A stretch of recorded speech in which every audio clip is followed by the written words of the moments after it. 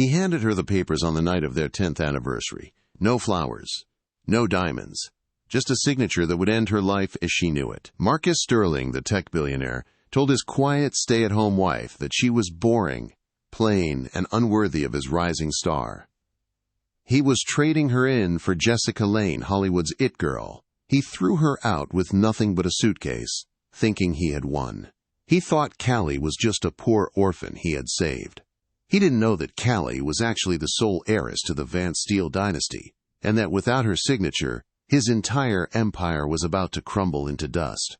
This is the story of the most brutal divorce in New York history, and the revenge that followed. The grandfather clock in the foyer struck midnight, the sound echoing through the hollow expanse of the Sterling mansion like a funeral bell.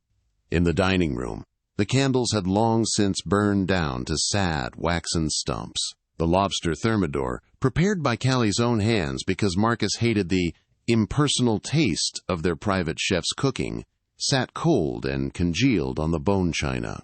Kallie Sterling smoothed the fabric of her vintage navy dress, a dress she had bought at a thrift store despite her husband's billions. She sat at the head of the table, her hands folded in her lap, her posture perfect. She was 32, but tonight, in the dim light, she looked older. Worn down, the sound of tires crushing gravel on the driveway broke the silence. The heavy oak front door groaned open, followed by the sharp click of Italian leather shoes on marble. Marcus Sterling walked in. He was a handsome man, in that predatory, polished way that Wall Street loved. At 38, he was the CEO of Sterling Tech, a company that was currently dominating the NASDAQ. He loosened his tie, not even glancing at the dining room where his wife had been waiting for 4 hours. "Marcus," Kallie said softly. He stopped, flinching slightly as if he had forgotten she existed. He turned, his face a mask of irritation. "You're still up? I told you not to wait." "It's the 10th, Kallie said, her voice steady. "Happy anniversary." Marcus let out a short, cruel sigh. He walked into the dining room, but he didn't sit down. He stood over her, casting a long shadow across the ruined dinner. He reached into his briefcase. Kallie's heart fluttered. Perhaps a gift? A card? He pulled out a thick manila envelope and tossed it onto the table. It landed right in the center of the cold lobster. Thud. "I wasn't going to do this tonight," Marcus said, his voice void of emotion. "But frankly, Kallie, I'm tired of pretending. My legal team drew these up this morning." Kallie stared at the bold letters at the top of the document. Petition for dissolution of marriage. She didn't scream. She didn't cry. She just looked up at him, her gray eyes unreadable. "Divorce?" "It's not working, Kallie. It hasn't worked for years," Marcus said, pacing now, energized by the act of finally saying it. "Look at you. Look at this." He gestured vaguely at her dress, the dinner, the house. "You're stagnant. I'm a billionaire now. I'm meeting with senators, with foreign dignitaries. And you? You're still the same quiet little mouse I picked up at that charity library event 10 years ago." "I've supported you," Kallie whispered. "When you were bankrupt. When the first prototype failed. I was there." "You were a placeholder," Marcus snapped. "And honestly, it's embarrassing. I need a partner who shines. Someone who matches my aesthetic. Someone like Jessica." The name hung in the air like toxic smoke. "Jessica," Kallie repeated. "Jessica Laine?" "Yes," Marcus said, puffing out his chest. "We've been seeing each other for 6 months. She gets me, Kallie. She's vibrant. She's a star. When we walk into a room, cameras flash. When I walk in with you, people ask if you're my assistant." He leaned down, placing both hands on the table, looking her dead in the eye. "The prenup is ironclad, Kallie. You get the apartment in Queens, the 2018 Lexus, and a monthly stipend of $5,000 for 2 years. That's generous, considering you brought 0 assets into this marriage." Kallie remained frozen. He was right about one thing. She had brought 0 assets under her married name. When she had met Marcus, she had been estranged from her family, using her mother's maiden name. living simply to escape the suffocating pressure of her lineage. She had wanted to be loved for herself, not for the billions attached to the Vance name. She had found Marcus. She thought he loved her. She had secretly funneled her own inheritance through shell companies to fund his first startup, Steel Dynamics. He thought he was a self-made genius. He had no idea his angel investor was the woman sitting across from him. "You're throwing away 10 years for an actress who has been married 4 times, Kallie asked quietly. "I'm throwing away a dead weight for a trophy," Marcus corrected her, checking his Rolex. "Pack a bag. Jessica is coming over in the morning to look at the decor. She wants to remodel. I'd prefer you be gone by 8 a.m. 8 a.m., Kallie repeated. "Sign the papers, Kallie. Don't make this messy. You don't have the money to fight me in court, and we both know it." Marcus turned his heel and walked out of the room, heading up the stairs to the master bedroom, the room she had decorated, the bed she had made. Kallie sat alone in the silence. Slowly, she reached out and picked up the heavy legal document. She flipped to the back page. She took a pen from her purse. She didn't cry. The sadness had evaporated the moment he mentioned Jessica Laine. Now there was only a cold, hard resolve. It was the steel in her blood, the Vance legacy waking up. She signed the paper. Kallie Sterling. Then she whispered to the empty room, "Goodbye, Kallie Sterling. Welcome back, Kallie Vance." The morning sun over Long Island was blindingly bright, a stark contrast to the darkness of Kallie's mood. By 7:30 a.m., she had 2 suitcases waiting by the front door. She hadn't packed much. She left the jewelry he had bought her, gaudy pieces she hated anyway. She left the designer clothes he forced her to wear to galas. She took only her old sweaters, her books, and a small, locked metal box she kept in the back of her closet. She was standing in the grand foyer, taking one last look at the crystal chandelier, when the front door burst open. It wasn't Marcus. It was Jessica Laine. The actress looked exactly like she did on the cover of Vogue. Platinum blonde hair, perfectly blown out, oversized sunglasses, and a white cashmere coat that probably cost more than Kallie's stipend for the year. She was followed by 2 personal assistants carrying color swatches and a terrified-looking interior designer.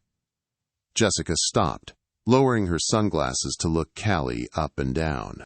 A sneer curled her perfectly injected lips. "Oh," Jessica said, her voice raspy and vocal fried. "You're still here." Marcus said the mouse would be gone by 8. Kallie tightened her grip on her suitcase handle. "It is 7:35, Jessica. I'm early." Jessica laughed, a hollow sound. She walked around Kallie, circling her like a shark.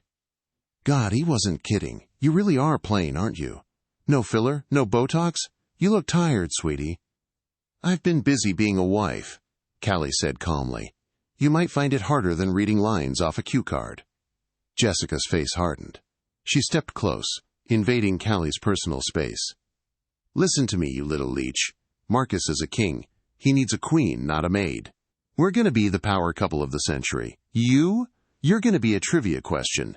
Who was Marcus Sterling's first wife? And nobody will know the answer." Jessica snapped her fingers at her assistants. "Start in the living room. I want all this beige trash out. Burn it if you have to." Just then, Marcus came descending down the stairs, wearing a fresh Italian suit, smelling of expensive cologne. He saw Jessica and his face lit up, a look he hadn't given Kallie in 5 years. "Jess!" He trotted down, kissing her on the cheek, right in front of Kallie. "I see you've met the ex." "She was just leaving, darling," Jessica purred, clinging to his arm. Marcus looked at Kallie with pure indifference. "The driver is busy, so you'll have to call an Uber. Leave the keys on the table." Kallie looked at the man she had devoted a decade to. She looked at the woman who was currently mentally measuring drapes for the windows Kallie had installed. "I'll leave the keys," Kallie said. She reached into her pocket and dropped the heavy brass key onto the marble table. The sound rang out, sharp and final. "One more thing, Marcus," Kallie said, pausing with her hand on the door. "Make it quick. I have a board meeting at 10. He dismissed her. "The Sterling Tower project," she said. It was his dream project, a 100-story skyscraper in Manhattan that was supposed to solidify his legacy. It was currently in the precarious approval stage. Make sure your supply chain is secure. Steel prices are volatile.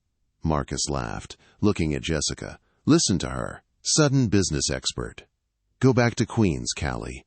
Leave the business to the big boys. Goodbye, Marcus. Kallie walked out the door. She didn't look back. She dragged her suitcases down the long, winding driveway because the Uber driver wasn't allowed past the security gate. It was a humiliating walk, a final twist of the knife. Paparazzi, tipped off by Jessica's PR team, were waiting at the bottom of the drive. Cameras flashed, blinding her.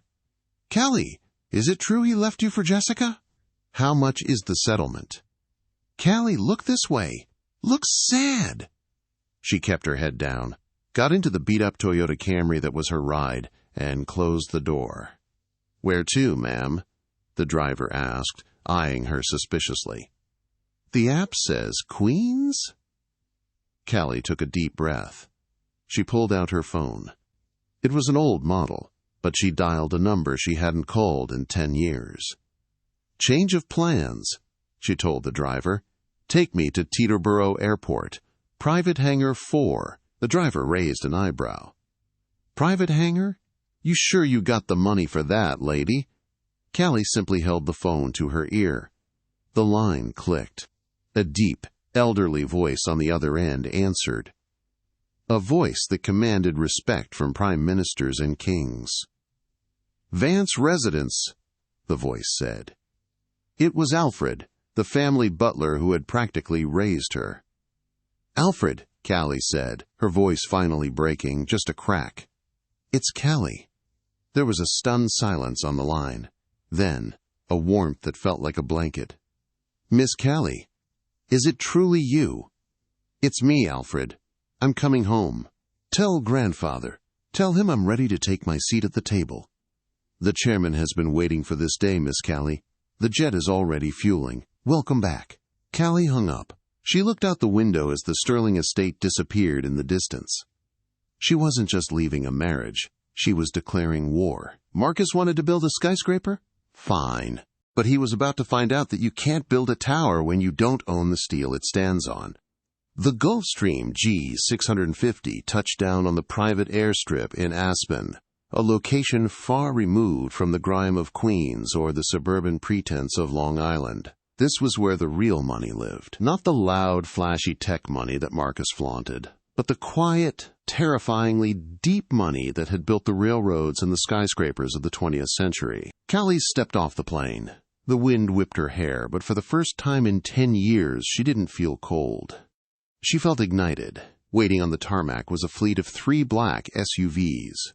A tall, elderly man with a spine of steel stood by the middle vehicle. Alfred. He looked exactly the same as the day she had run away at 22. Impeccable uniform, white gloves, eyes that saw everything. Welcome home, Miss Vance, Alfred said, opening the door. He didn't ask about the beat-up suitcase. He didn't ask about the cheap thrift store coat. He treated her like royalty. It's good to be back, Alfred. Is grandfather inside? The chairman is in the library. He canceled his meeting with the governor to await your arrival. The drive to the Vance estate, known locally as the Iron Citadel, took 20 minutes.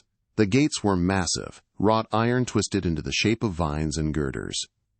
As they swung open, Kallie felt the weight of her heritage settle onto her shoulders. She had run from this life because she wanted simplicity. She wanted to be loved for Kallie, not for the billions of dollars attached to the Vance Steel Corporation. She had found simplicity with Marcus. But she hadn't found love. She had found a parasite. The car stopped. Kallie walked up the massive stone steps. The heavy oak doors were thrown open.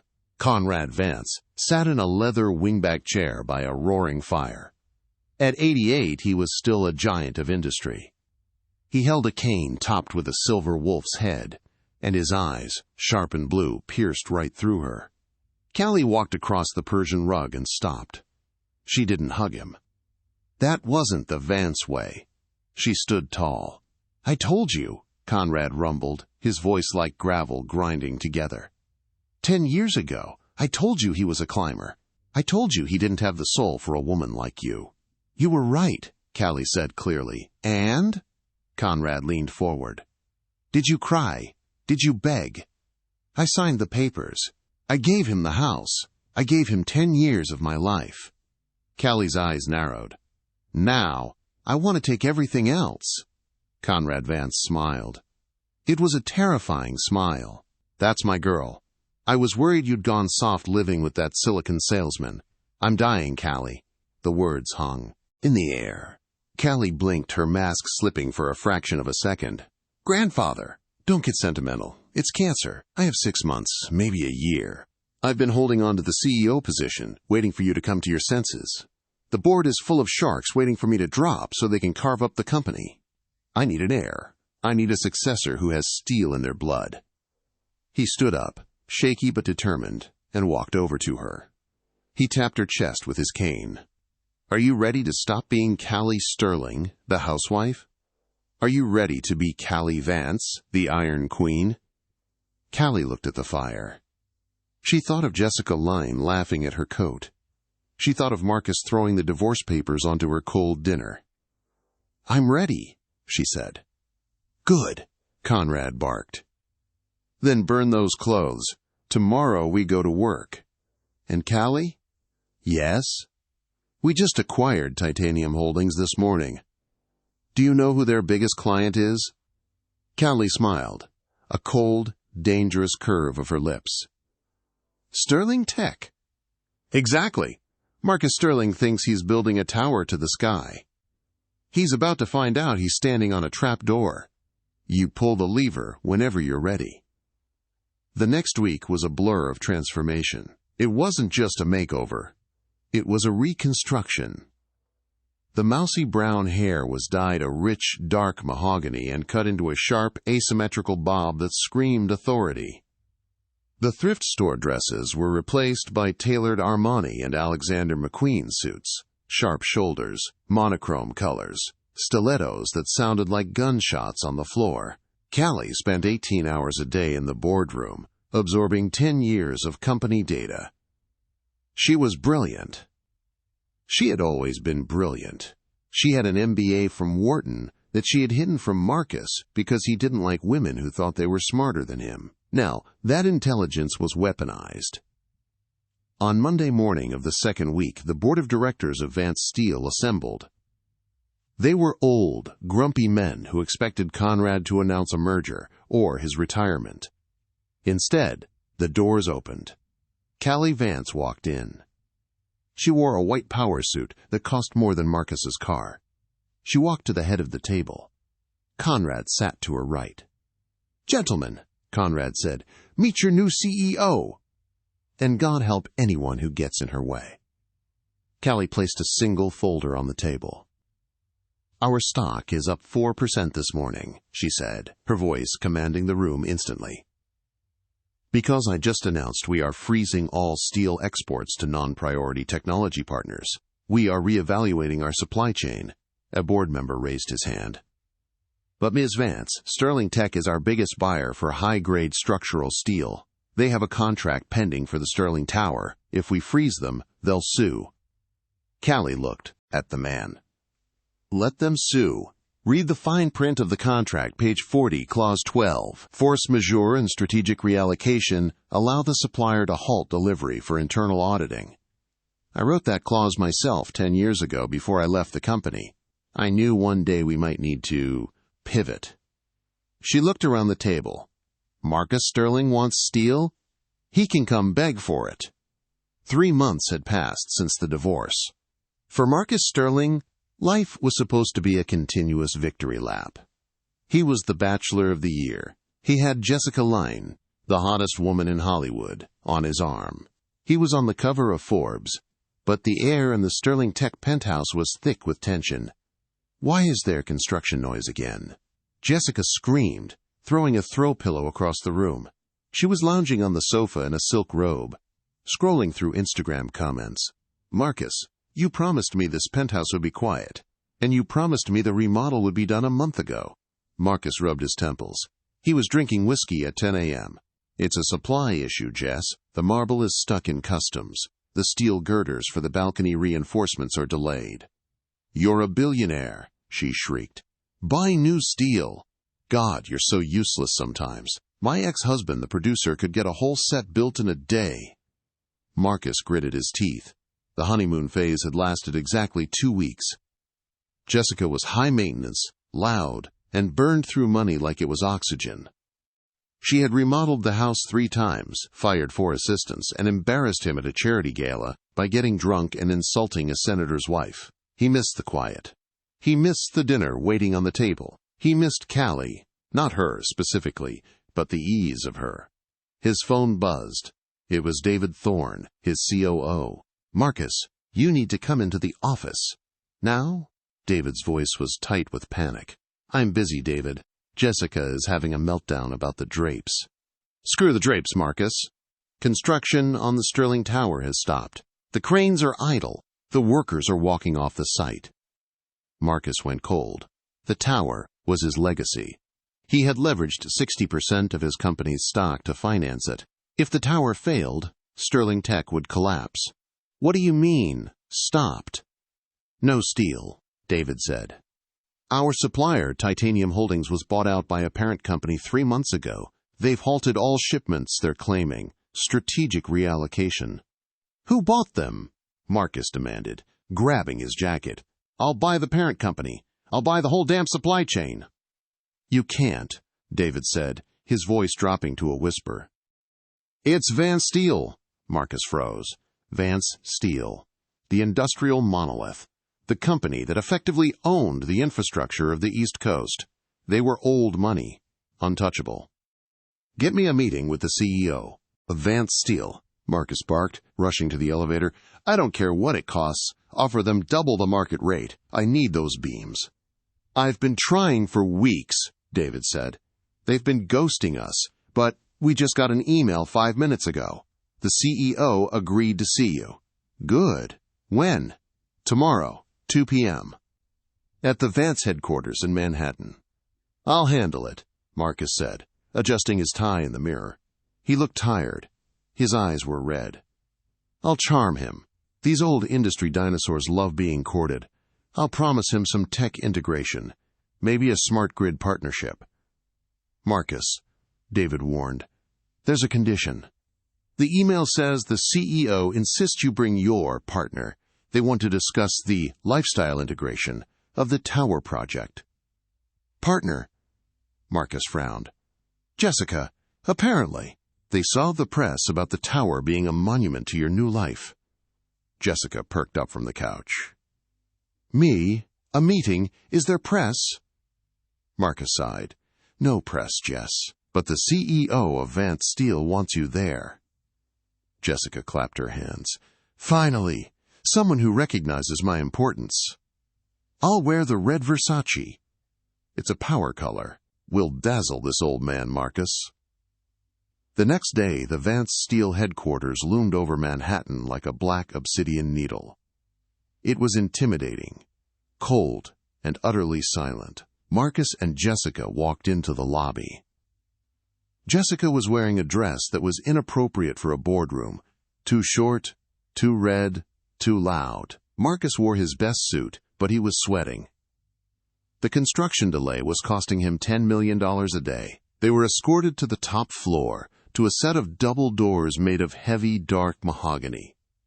The CEO is waiting, the secretary said, her face impassive. Marcus took a deep breath. He squeezed Jessica's hand. Just smile and let me do the talking, he hissed. Don't shush me, she snapped back. Marcus pushed the doors open. The boardroom was massive. A 50-foot table stretched down the center.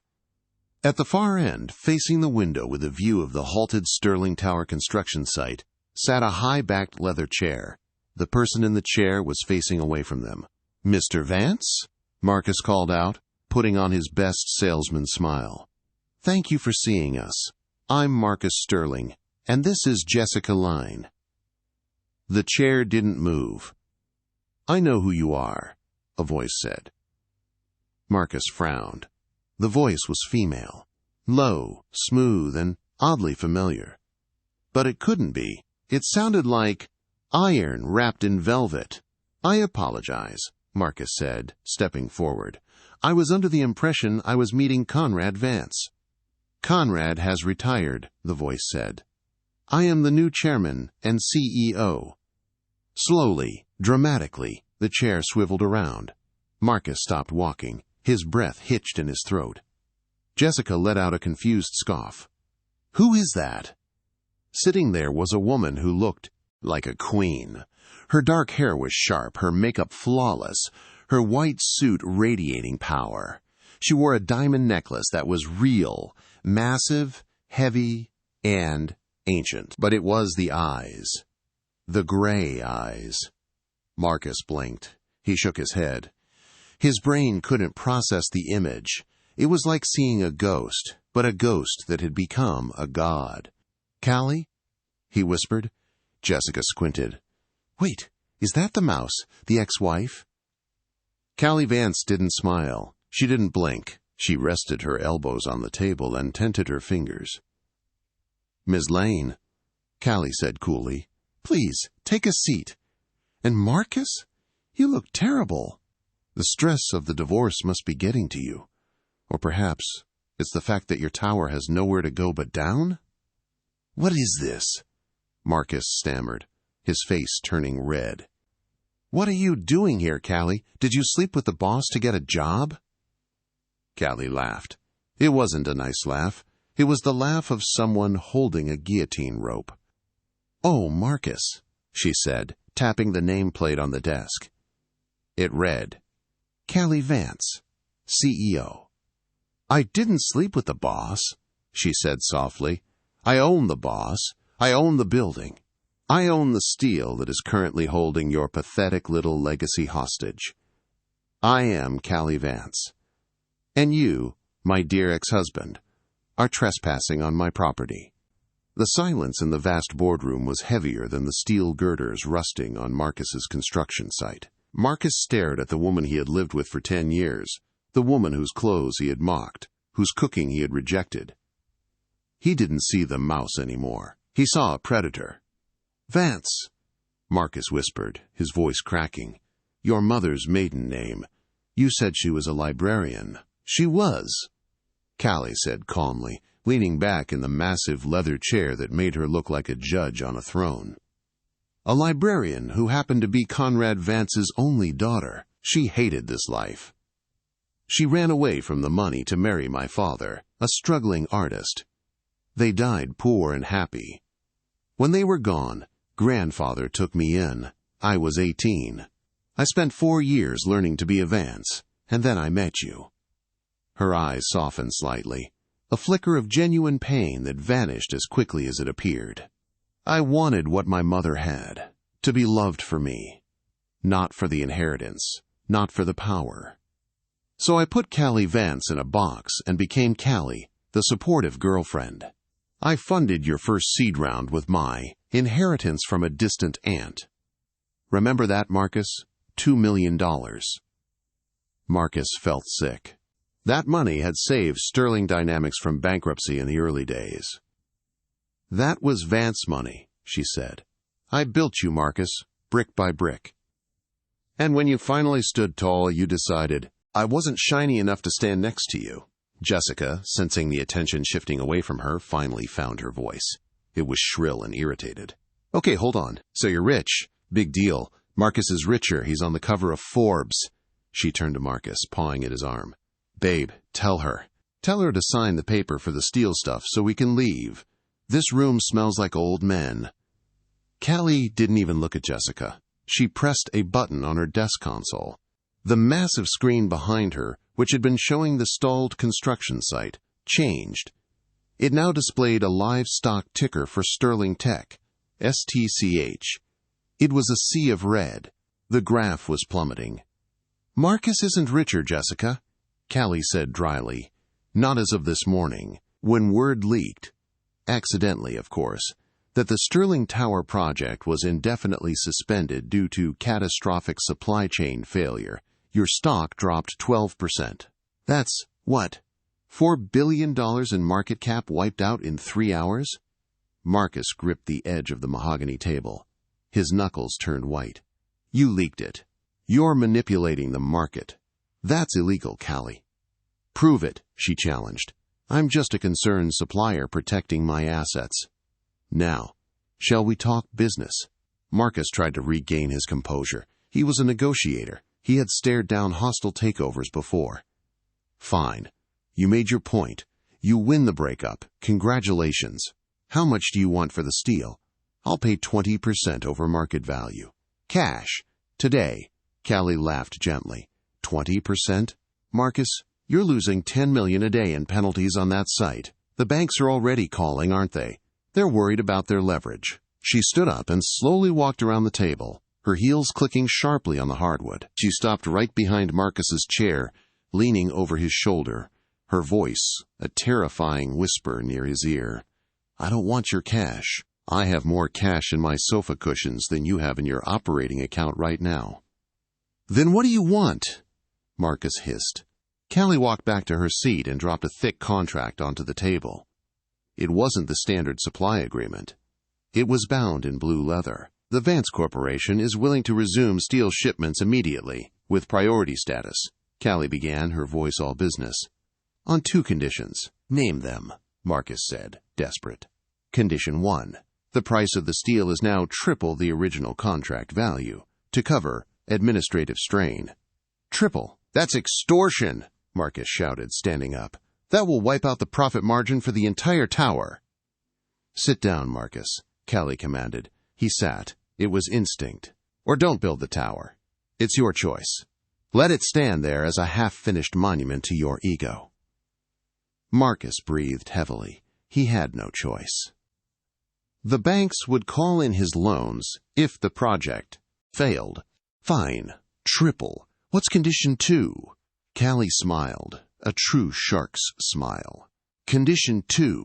In exchange for stabilizing your supply chain and saving your company from immediate insolvency, Vance Steel requires an equity stake in Sterling Tech. The room went deathly silent. Even Jessica stopped checking her phone. Equity? Marcus choked out. You want stock? I want 25% of Sterling Tech, Kallie said calmly. Voting shares. And a seat on your board of directors. You're insane, Marcus whispered. That gives you veto power over major decisions. I'd be working for you. You were always working for me, Marcus. You just didn't know it. Kallie slid a black Mont Blanc pen across the table. It spun and stopped perfectly in front of him. Sign it, and the trucks roll in an hour. Don't sign it, and tomorrow morning I announce that Vance Steel is officially severing ties with Sterling Tech due to lack of leadership confidence. Your stock will hit 0 by lunch. Marcus looked at the pen. He looked at Jessica, who was looking at him with dawning horror, realizing for the first time that the golden goose might be dying. He thought of the 10 years Kallie had served him dinner, listened to his problems, and supported him unconditionally. He realized with a sickening jolt that the woman who had ironed his shirts now held his life in her hands. With a shaking hand, Marcus Sterling picked up the pen. He signed away a quarter of his empire to the wife he had discarded. Kallie picked up the contract, checked the signature, and closed the leather folder with a satisfying snap. Pleasure doing business with you, Mr. Sterling, she said. Now, get out of my building, and take your trash with you. She gestured vaguely towards Jessica. The fallout was immediate and brutal. Marcus had hoped to keep the deal secret, but by the time he and a furious Jessica got back to their unfinished penthouse, the news broke. The Wall Street Journal ran the headline, Vance Steel bails out Sterling Tech, ex-wife takes control. The narrative wasn't that Marcus was a savvy businessman who solved a crisis. The narrative was that Marcus Sterling had been brought to his knees by the woman he scorned. He was a laughingstock. The business channels ran segments comparing Kallie's business acumen to Marcus's arrogance. They dug up old photos of Kallie in her mouse phase and juxtaposed them with new photos of her looking like a titan of industry in her Armani suits. The internet loved it. Hashtag Team Kallie was trending worldwide. Hashtag Deadbeat Billionaire was trending for Marcus. But the public humiliation was nothing compared to the financial tourniquet Kallie had applied. The triple cost of steel decimated Sterling Tech's liquidity. Marcus had to freeze all bonuses. He had to lay off 15% of his staff just to make payroll. The dream of the Sterling Tower as a highly profitable venture vanished. Now, it was just a desperate attempt to avoid bankruptcy. The stress began to rot the shiny veneer of his new life with Jessica. 2 weeks after the boardroom massacre, Marcus came home at 11 p.m. The penthouse was still a construction zone, drapes half-hung, floors unfinished. Jessica was sitting on a plastic-wrapped sofa, surrounded by shopping bags from Dior, Chanel, and Louis Vuitton. She was drinking his best scotch straight from the bottle. "Where have you been?" she slurred, her makeup smeared. "I'm bored, Marcus. This apartment is a dump. When are the designers coming back?" Marcus stared at the mountain of shopping bags. "Jessica, did you go shopping today?" "Obviously. I needed a pick-me-up. Everyone is looking at me like I'm a joke because of your ex-wife." Marcus walked over and grabbed a receipt sticking out of a Chanel bag. $45,000. For 3 handbags. A vein throbbed in his temple. "You spent 45 grand on bags today? So what? You're a billionaire." "Not anymore, I'm not." Marcus exploded, throwing the receipt on the floor. "My net worth is tied up in plummeting stock. I have a liquidity crisis because I'm paying her triple for steel. We have to cut back, Jessica. You have to stop spending." Jessica stood up, unsteady on her feet. The it-girl charm was gone, replaced by the ugly desperation of a gold digger realizing the mine was empty. "Cut back? I didn't sign up for cutting back, Marcus.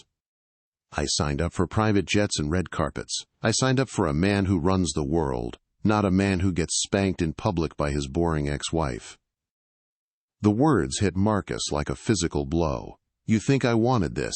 She tricked me. She lied for 10 years.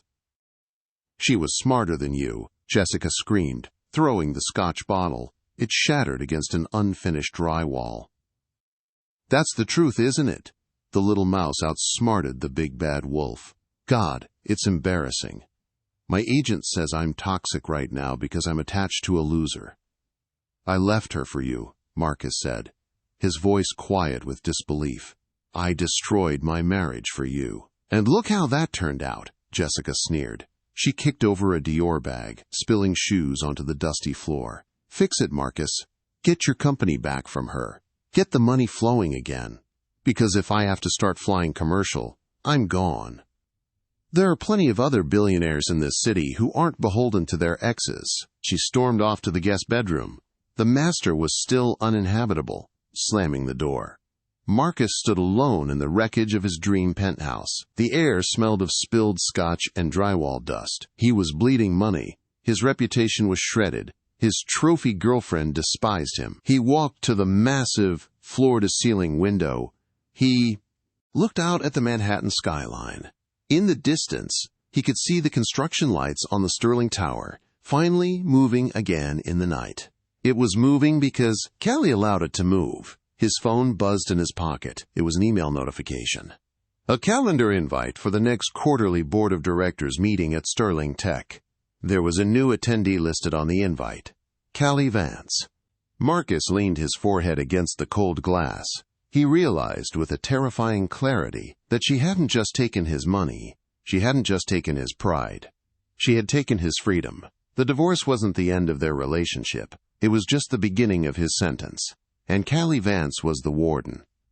The quarterly board of directors meeting for Sterling Tech was usually a coronation ceremony for Marcus. In the past, he would stride in, flash some projected earnings, make a few jokes, and receive a round of applause from the old men in suits who grew richer by riding his coattails. Today, the atmosphere in the conference room on the 40th floor was different. It smelled of blood. Marcus sat at the head of the table, but he looked small. His suit, usually tailored to perfection, hung slightly loose on his frame. He had lost 10 pounds in the last month from stress. His eyes were darting around the room, assessing loyalty. The other board members refused to meet his gaze. They were looking at their tablets, whispering to one another. At exactly 9 a.m., the double doors swung open. Kallie Vance entered. She didn't walk in like a visitor. She walked in like an owner. She was flanked by 2 sharp-eyed corporate attorneys and an assistant carrying a stack of red binders. She wore a charcoal gray suit with a silk blouse the color of steel. Her face was serene, betraying no emotion. "Good morning, gentlemen," Kallie said, her voice clear and melodic. She took the empty seat directly opposite Marcus, the seat reserved for the largest minority shareholder.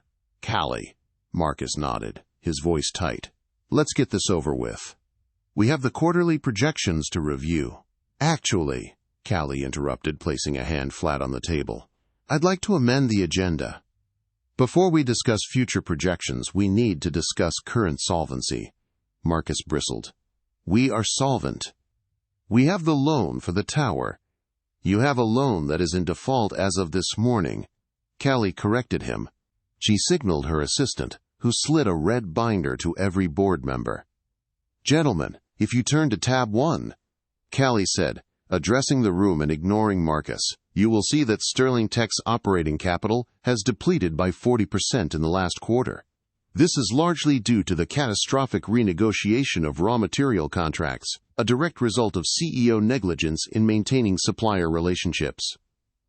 "That was your company that raised the prices," Marcus shouted, slamming his hand down. "You gouged us." "I responded to market risk," Kallie replied coolly. "A risk created by unstable leadership. But that's not the worst of it. Tab 2. The board members flipped the page. A collective gasp went through the room. "What is this?"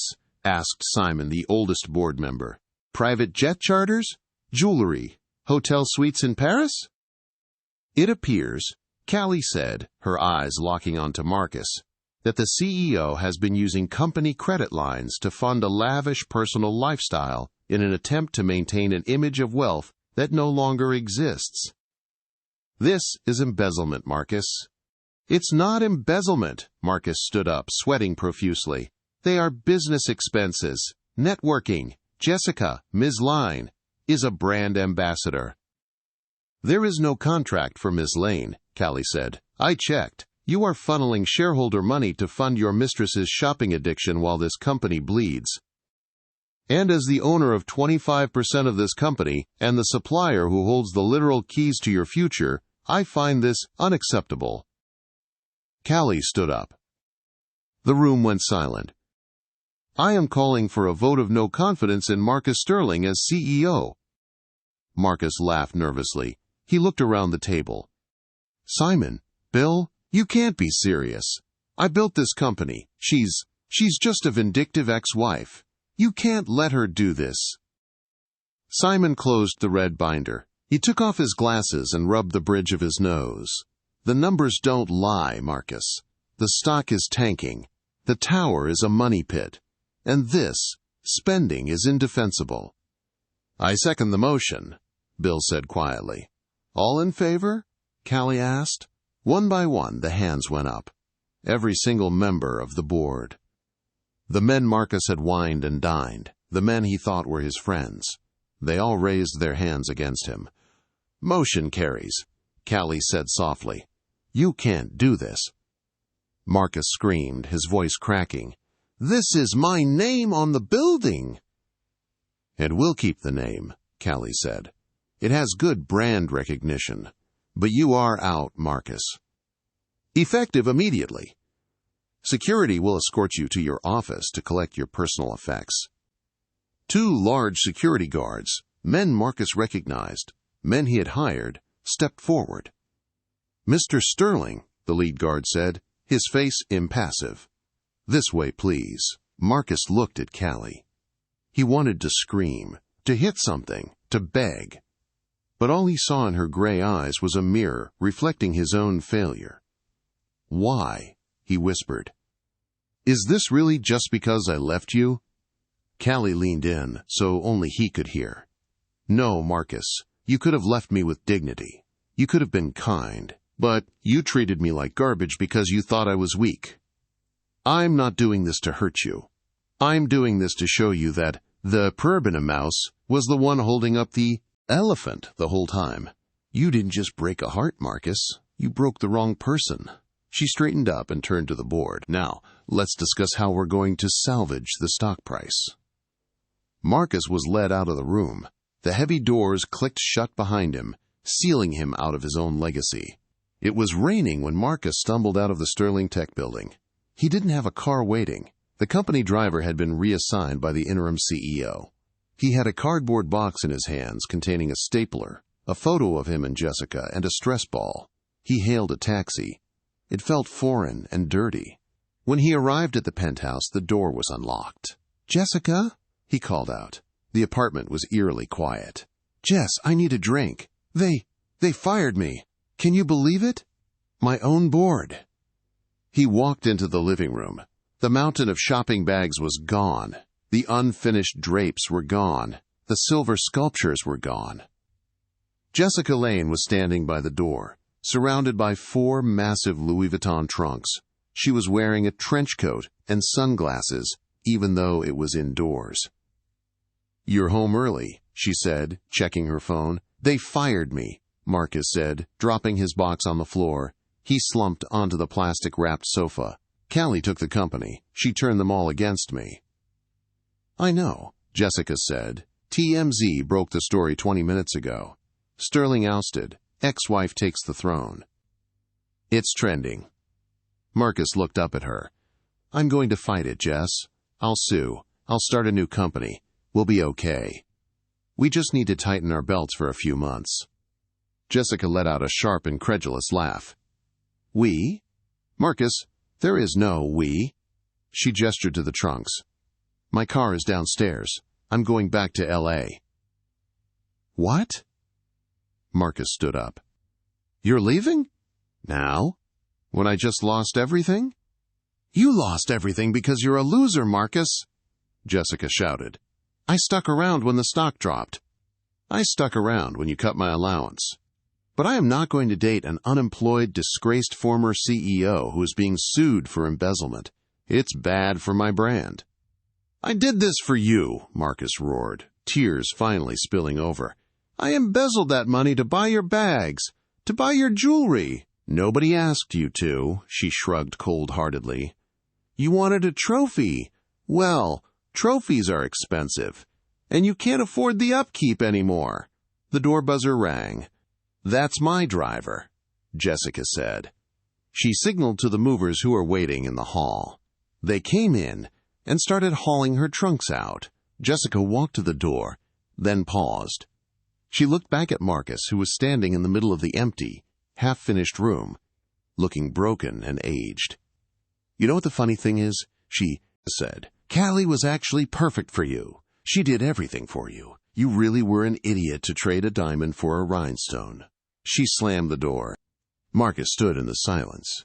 The only sound was the rain hitting the glass of the floor-to-ceiling windows. He walked over and looked out. Across the city, the lights of the Vance Steel Tower were glowing steady and strong. He reached into his pocket and pulled out his phone. He dialed Kallie's number. He didn't know what he was going to say. Maybe he would beg. Maybe he would just apologize. Ring! Ring! The call went to voicemail. "You have reached the voicemail of Kallie Vance. I am currently busy building an empire. If this is a business inquiry, please contact my assistant. If this is a personal matter, I have no personal matters." Click. Marcus dropped the phone. He slid down the wall until he was sitting on the dusty floor. He was a millionaire on paper, but he had no cash, no job, no wife, and no home that felt like home. He had won the divorce, but he had lost his life. Across town, in the warm, mahogany-paneled library of the Vance estate, Kallie sat by the fire. Alfred poured her a glass of vintage red wine. "Is it done, Miss Kallie?" Alfred asked softly. Kallie took a sip. She looked at the fire. Watching the flames dance, she felt a lightness she hadn't felt in 10 years. The ghost of the mouse was gone. The Iron Queen had risen. "Yes, Alfred," she said, a small, genuine smile playing on her lips. "It's done. We can finally get back to work." She raised her glass to the portrait of her grandfather above the mantel. Checkmate. So what's the lesson here? Marcus Sterling thought he could discard a loyal partner like an old coat. just because he found something shinier. He mistook silence for weakness and kindness for stupidity. He didn't realize that the person helping him climb the mountain was the only reason he hadn't fallen off. In the end, Kallie didn't need to scream to be heard.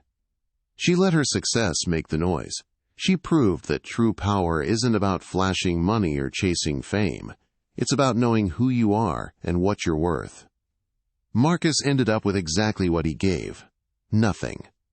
If you enjoyed this story of betrayal and ultimate revenge, please destroy that like button. It really helps the channel grow. Don't forget to subscribe and hit the notification bell so you never miss a new story. I post new dramas every week. What would you have done if you were Kallie? Would you have taken the company or just walked away? Let me know in the comments below. Thanks for watching, and I'll see you in the next video.